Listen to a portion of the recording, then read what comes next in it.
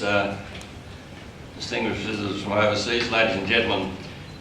First of all, I'm sure I speak on behalf of to say how relieved we all must be that that massive cyclonic disturbance which hit North Queensland early this morning has been less devastating in terms of life and injuries than we had been led to fear. And our thoughts are with all our fellow Australians up there at this time of travail for them. Thank you very much, Amin, for your introduction, very extensive one.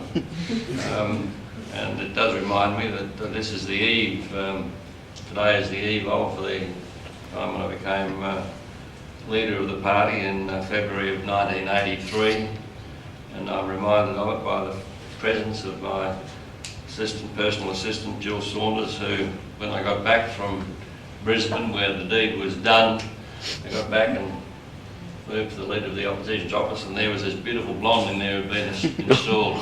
And somehow or other we've managed to survive one another for now 28 years. Thank you, Jill. Let me say that I do appreciate the invitation Amin, my good friend Amin, extended to me to be with you here this morning for the 10th biennial conference of the Australasian Association for Communist and Post-Communist Studies on the theme the 2 decades without the Soviet Union, transformation in Eurasian space. I'm very happy to respond to the suggestion that Amin made that in this brief contribution that I'm going to make this morning, I should share with you some of the personal experiences that I had the privilege of being involved in, witnessing the processes and the personalities that I regard as integral to what turned out to be the collapse of the Soviet Union. And I will refer, perhaps in a little bit more detail, to some of the things that Amin mentioned that I had referred to in a speech here a couple of years ago.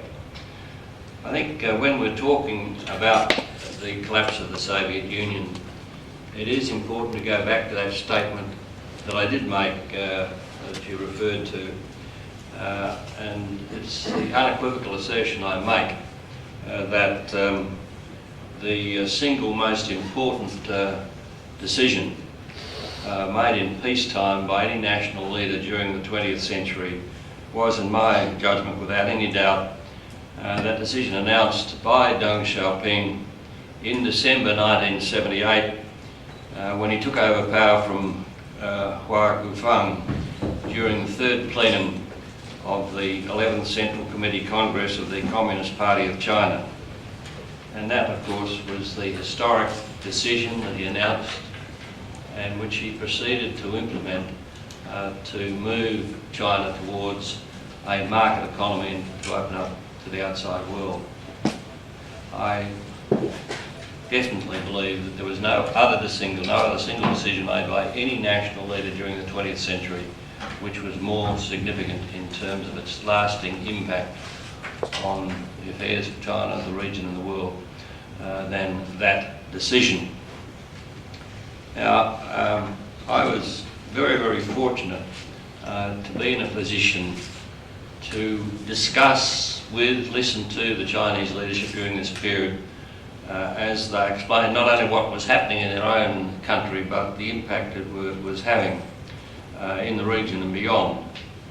I didn't have much reason to be grateful to Malcolm Fraser for anything, really. Who could?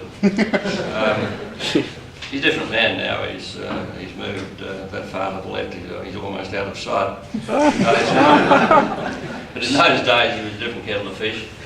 But the one good thing that he'd done, which I inherited from him, was that he'd issued, in the latter stages of his prime ministership, issued an invitation to Jia Zhiyang, the Premier of China, to make an official visit to China. Well, the election intervened, and instead of Malcolm being the host, I was. And so just a matter of a couple of weeks after I became Prime Minister, in March of 1983, I hosted the visit to Australia of Jia Zhiyang. he was a truly remarkable man, one of the most remarkable leaders I met. And while Deng Xiaoping was the leader and without whom the transformation couldn't have taken place, it needed his imprimatur. The man who was very much involved in the implementation of the Deng Xiaoping decision to move China towards market economy and open up to the outside world was Zhao Ziyang.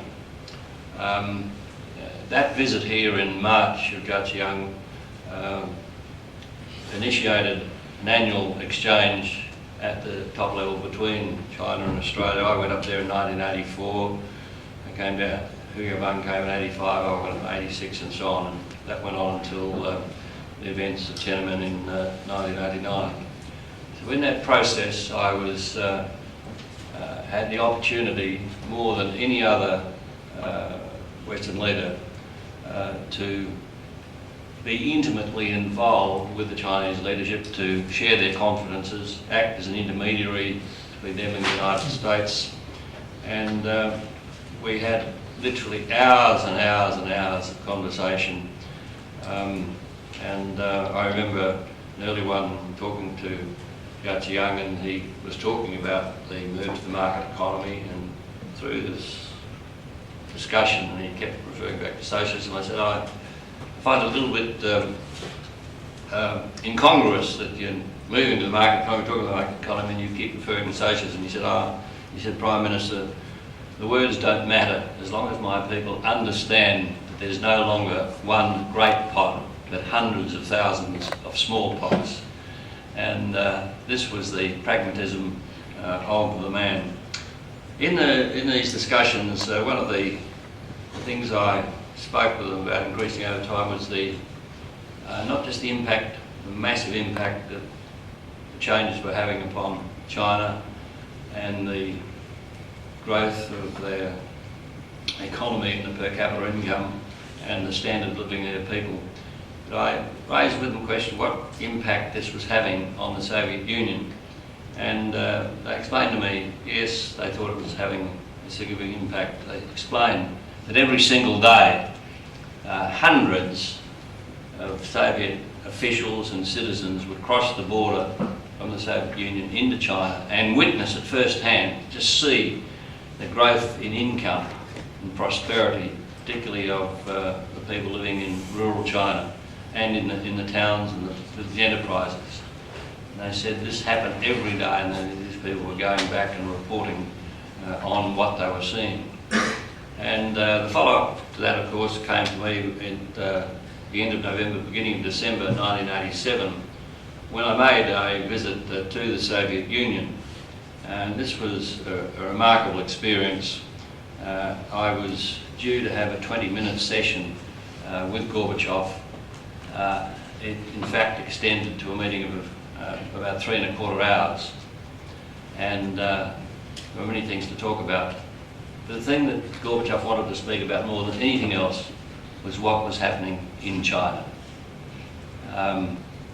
He knew that I was very closely associated with the leadership and what was happening there, and this is what he wanted to talk about more than anything else.